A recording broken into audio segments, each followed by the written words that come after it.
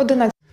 It's October 11, Ukraine Media Center Ukrinform continues its operation. My name is Svetlana Chaparenko, and now we will be talking about current situation in temporarily occupied city of Melitopol. Joining us online is the mayor of the city, Ivan Fedorov. Good afternoon, Mr. Ivan.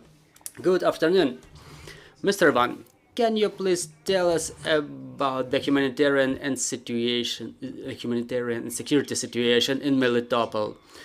Well, let's start with the humanitarian situation. It continues deteriorating. Currently, we're seeing the tendency that those problems with medical services and social services are now even worsening, because the citizens who are forced to stay in temporarily occupied territory and who used to work with utility companies or the hospitals, the enemy doesn't pay salary to them. It results with our citizens having problems even with buying food in temporary occupation. On the other hand, the price of the food is growing incredibly. Current price of 10 or dozen of eggs is like 120, 140 rubles. The prices have grown 20, 30 to 40%. So on one hand, the salaries are not paid, and on the other hand, the prices for food is growing. Also growing is the price of fuel at the pump stations. It's about 80 rubles per liter in the temporarily occupied territories.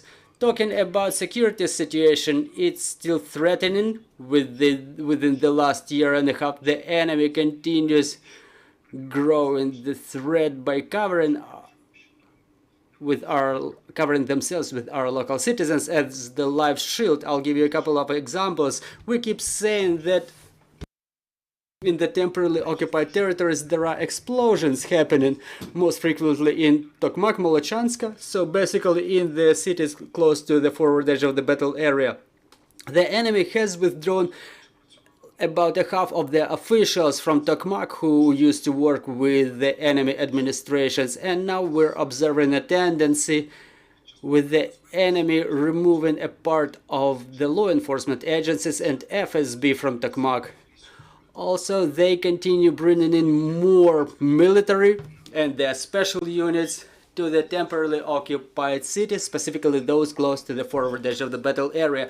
There is new tendency with the bulletin. Previously, they were given 1 day for our citizens to leave those homes that the enemy intended to occupy. Currently, they give our citizens 2 hours maximum, and even more frequently, they just add more people to the homes of our locals.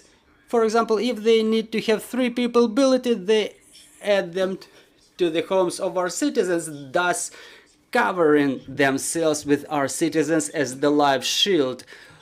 And it's not only Tokmak and Molochansk where we observe this situation, but the same story is in a number of cities of Zaporizhia region, specifically those close to the forward edge of the battle area.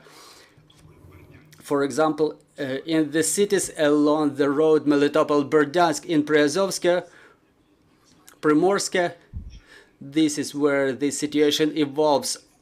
Also, the enemy continues increasing the pressure on the local citizens, increasing the hours of the curfew, and currently it lasts from 19 o'clock. It starts at 19 o'clock. In the temporarily occupied territories. Well, now that you've mentioned the enemy adding or billeting their military at the homes of our citizens, but what are the other crimes committed by the enemy? Well, the enemy doesn't stop for a second. We continue getting information from our citizens that enemy continues kidnapping more and more of our people from temporarily occupied territories. Now we're talking about thousands of people who were abducted from temporarily occupied territory of Zaporizhia region. Also, the enemy continues pillaging all types of property in temporarily occupied territories. They continue trying to take away all types of property that was remaining in the temporarily occupied territories. Specifically now we're talking about the agricultural products. They're talking, I mean the enemy, they're talking about building the new railway line from Mariupol to Melitopol, and it's done with the only purpose to steal the grain grown by the farmers. They don't sell it, they wait for deoccupation, and they also don't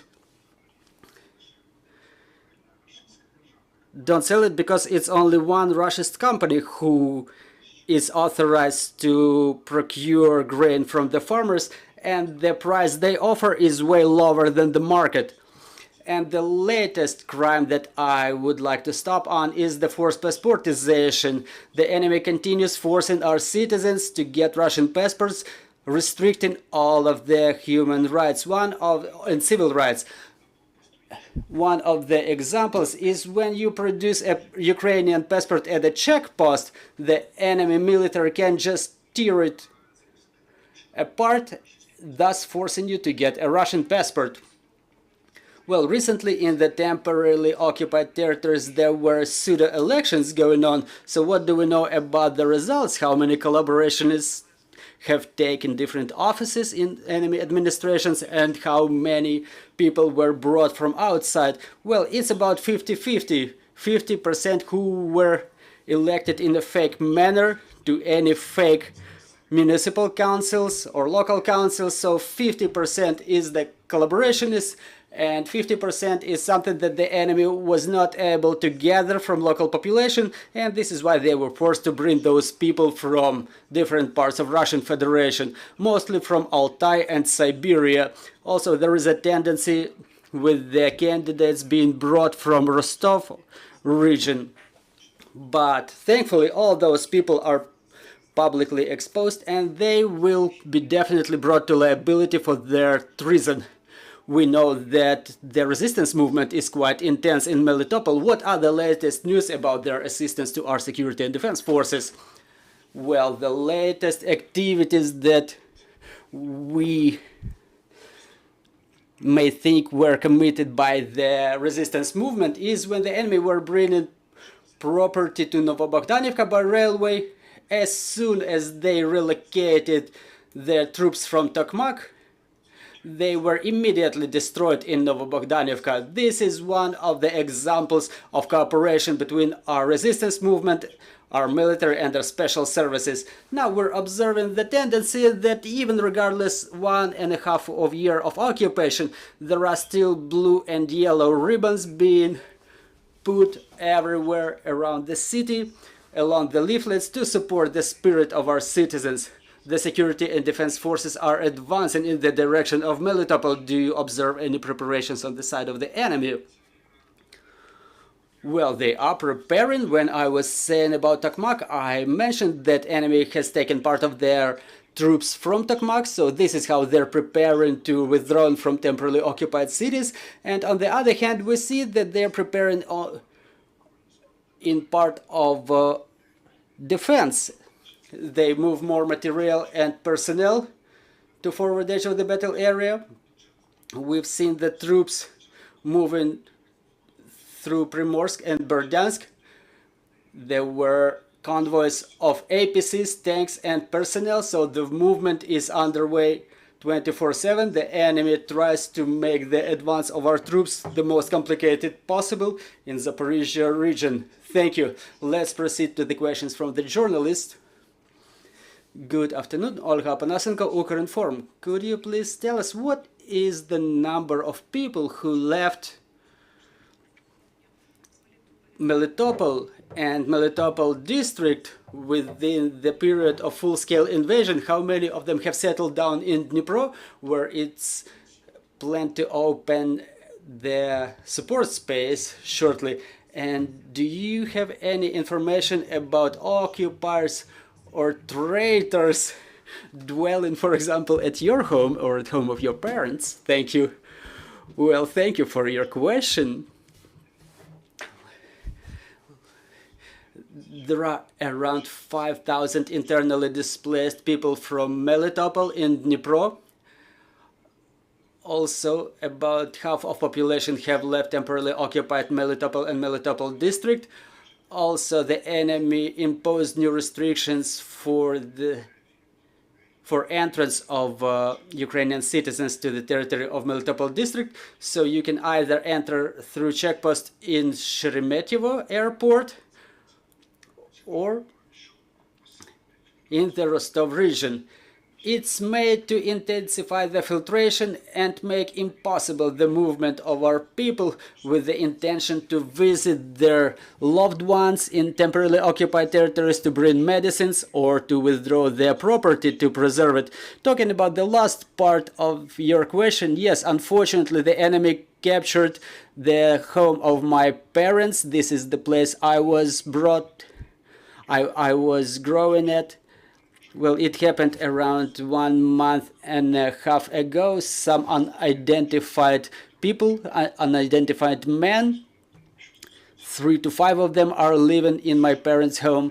And talking about my home, it was occupied, however, upon not the first attempt, because as they were coming, they were thinking their life would not be so long at that property. But for what I know, some people have come and currently they're occupying that home. Привіт, Іван. Мене звати Christopher. Big fan of your commentary over the last year. You're an amazing young man. So I just released an article last weekend about captured mayors from one of the briefings here. And based on your personal experience, I'm interested to see what you think about a government organization like we have with the Coordination Headquarters for POWs to help with civilians and especially trying to locate and reassure families of captured officials and mayors, for accountability there. And the second question related to it, there's a few interesting stories that of betrayals like Alexander Babich that was discussed here, where immediately was someone who was taking his job under Russian occupation, and that man was assassinated by partisans in the Kherson region. So in those two questions, if you have some commentary, I'd really appreciate it. Дякую.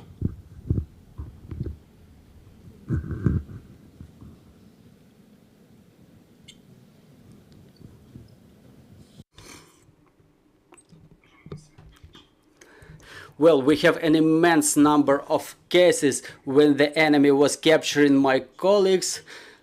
Just like me, some of them were let go within some short period from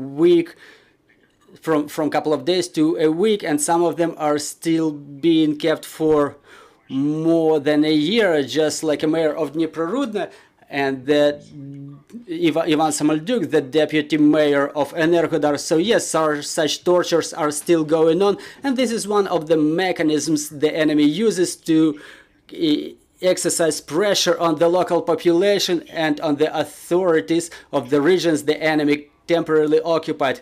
Talking about those taking their positions and offices that are being taken illegally, now there were a number of rotations in those settlements. What I mean, first they were trying to cover themselves with some local traitors and collaborationists as if they enjoy some support of the local population, but now they mostly bring some people from Russian Federation who directly exercise the orders of the 5th Department of FSB, who is responsible for civil and political life in temporarily occupied territories.